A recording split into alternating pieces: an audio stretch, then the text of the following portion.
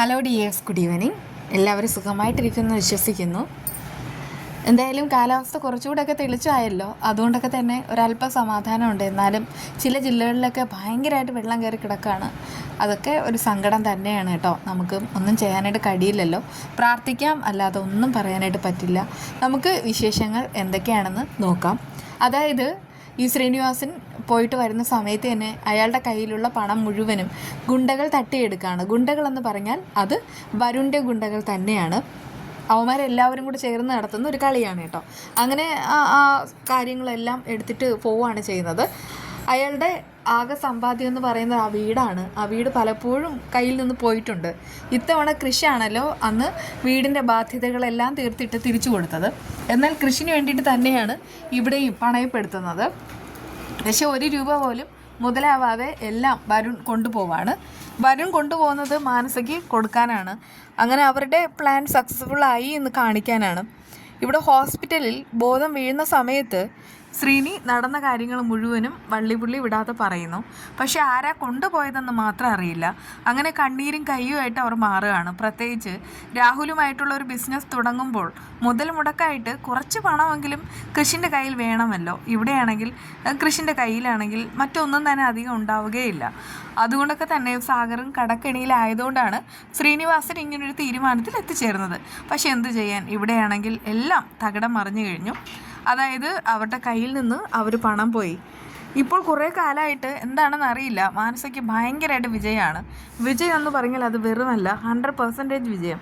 അവൾ ആഗ്രഹിച്ച അലിക അവൾക്ക് സ്വന്തമാക്കാൻ പറ്റി. അതുപോലെ ആ കുടുംബത്തെ ഭിന്നിപ്പിക്കാൻ പറ്റി. പക്ഷെ അവർ കാര്യങ്ങളെല്ലാം പിന്നീടെങ്കിലും മനസ്സിലാക്കി. കൃപയെ കണ്ണീര് കുടിപ്പിച്ചു. അങ്ങനെ ഒരുപാട് കാര്യങ്ങൾ.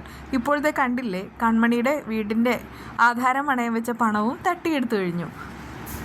ആ സമയത്ത് വരുണിനെ കാണാനായിട്ട് മാനസ എത്തുകയാണേ. അതിനിടയ്ക്ക് അവളാണെങ്കിൽ രാഹുലിനെ വലവീശി പിടിക്കുകയും ചെയ്യുന്നു. അവനൊരു പെൺകോന്തനായതുകൊണ്ട് തന്നെ ഈ മാനസയുടെ വലയിൽ വീഴുകയാണ് ചെയ്യുന്നത്. എന്തുകൊണ്ടും ഇപ്പോൾ അവൾക്ക് നല്ല കാലം തന്നെയാണ്. ഈ പറയുന്ന വരുണുണ്ടല്ലോ, അവനാണെങ്കിൽ അവൾക്ക് എല്ലാവരും നെസ് പറഞ്ഞ് കൂടെ നിൽക്കുകയാണ്.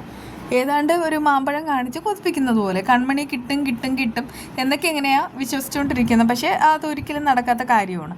എന്നാൽ അങ്ങനെ ഇരിക്കുന്ന സമയത്താണ് ഈ കൺമണിയുടെ കാര്യങ്ങളെല്ലാം നമ്മുടെ സാഗർ അറിയുന്നത്.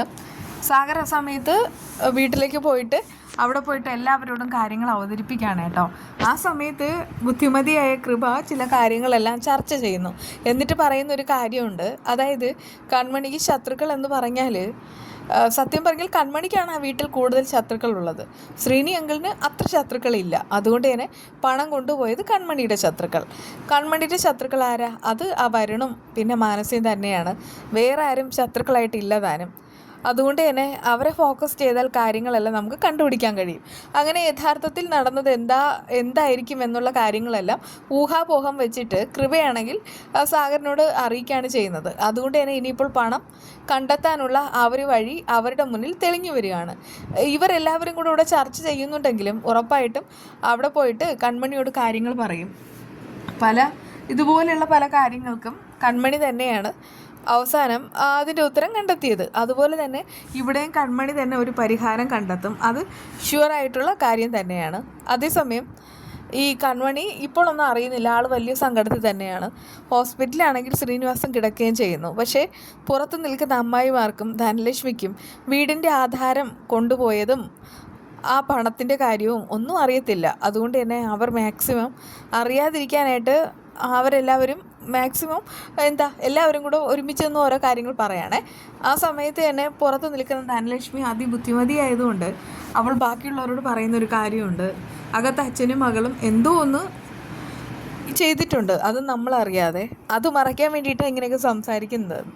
എന്തായാലും അവർ കാര്യങ്ങൾ അറിഞ്ഞാൽ അതോടുകൂടെ എല്ലാം കൈവിട്ട് പോകും. പക്ഷേ അതിന് മുൻപ് തന്നെ കൃഷി തന്നെ ഈ വരുണിന് പോയിട്ട് 2 കൊടുത്തിട്ട് ആ പണം മുഴുവനും തിരിച്ചു മേടിക്കും. അത് ഷുവറായിട്ടുള്ള കാര്യമാണ്. നമ്മുടെ വീഡിയോയിലുള്ളത് നൂഡിൽസാണ്. നൂഡിൽസ് പെട്ടെന്ന് ഉണ്ടാക്കാൻ കഴിയും എന്നൊക്കെയാണ് പറയുന്നത്. എന്നാലും ഒരു 5 മിനിറ്റിൽ കൂടുതൽ എടുക്കുമെന്നാണ് എനിക്ക് തോന്നുന്നത്. നൂഡിൽസ് ആണെങ്കിൽ തിളച്ച വെള്ളത്തിൽ ആദ്യം ഇടുക, എന്നിട്ട് അതൊന്ന് നന്നായിട്ട് വെന്ത് വരുന്ന ആ ഒരു സമയത്ത് നമ്മളാണെങ്കിൽ ഒരു പാത്രം അടുപ്പത്ത് വെച്ചിട്ട്, ഞാൻ ഒഴിക്കുന്ന സൺഫ്ലവർ ഓയിലാണ്, അതാണ് ബെസ്റ്റ്. കുറച്ച് കടുക് ഇടുക, പിന്നെ സവാള, ക്യാരറ്റ്, ബീൻസൊക്കെ ഇഷ്ടമാണെങ്കിൽ അത് ഇടാം. അതൊക്കെ ഇല്ല ഇട്ടിട്ട് ഒന്ന് വഴറ്റുക. ഒരല്പം ഉപ്പ് മാത്രം ഇടുക, കാരണം ഈ മസാലയിൽ ഉപ്പുണ്ട്.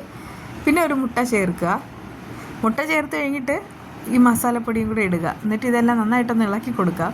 പിന്നീട് നമ്മുടെ അവസാനം ഈ നൂഡിൽസ് ഇട്ട് കൊടുക്കുക. വേവിച്ച് വെച്ച നൂഡിൽസും കൂടെ ഇടുക. ഇവിടെ പിള്ളേർക്കാണെങ്കിൽ ഈ വെള്ളം കൂടെ കുടിക്കുന്ന ഇഷ്ടമാണ്. അതുകൊണ്ട് തന്നെ ഒരല്പം വെള്ളം ഞാൻ ആ നൂഡിൽസിൻ്റെ വെള്ളം തന്നെ ഒഴിക്കും. അപ്പോൾ ബാക്കി വിശേഷമായി കാണാം.